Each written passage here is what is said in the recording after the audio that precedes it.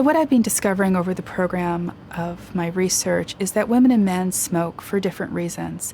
That for women, their smoking behaviors is much more strongly tied to negative affect and stress. So women are more likely to believe that smoking is going to alleviate their stress, and it's those beliefs that are really very strongly tied to their smoking behavior. Whereas for men, we see something very different. We see that their smoking behavior is more strongly tied to the reinforcement that they obtain from the nicotine in cigarettes. And it's this difference that's really starting to inform how we're going to translate this knowledge into developing more effective treatments, which really do need to be sensitive to these gender differences.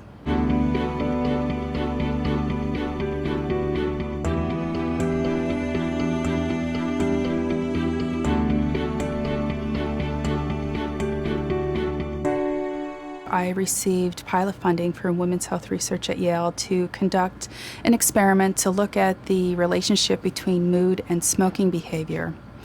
So we brought individuals into the laboratory, we induced either a positive or a negative mood state, and then observed how mood influenced their subsequent smoking behavior.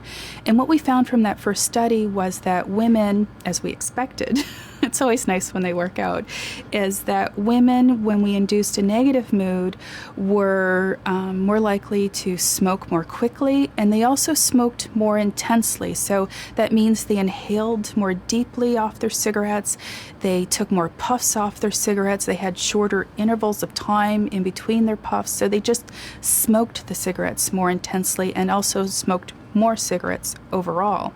So from this initial study, we've now been able to secure 2 additional grants from the National Institutes on Health to develop a laboratory model to look at how negative mood and stress influences relapse. What we find within this laboratory model is that stress, of course, decreases their ability to resist smoking, and it increases the amount of subsequent smoking.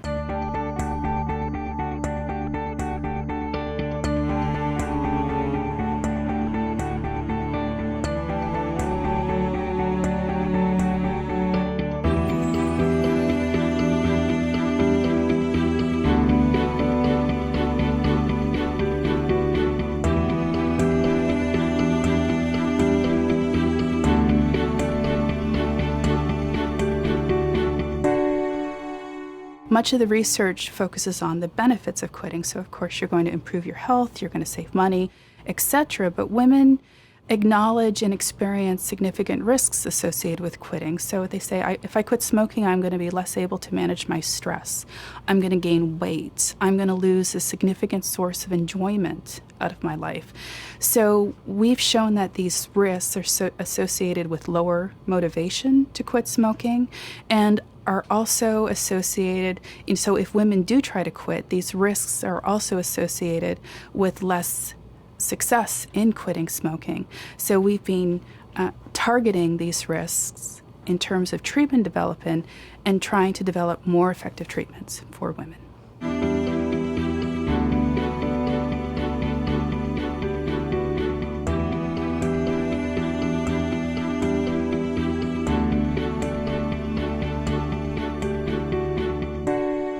So now that we've developed this laboratory model, we're now using it to screen medications that are designed to target the effect of stress on smoking behavior. So this is a relatively novel strategy for smoking cessation medications because up to this point, medications have been designed to target either nicotine reinforcement or withdrawal symptoms and not target the effect of stress on smoking behavior. And we know from our prior work that stress is a primary reason why smokers continue smoking, and this is particularly true for women, and then why they relapse back to smoking. We have been researching how various medications target the effect of stress on smoking behavior, and I would say that these are our most important findings to date.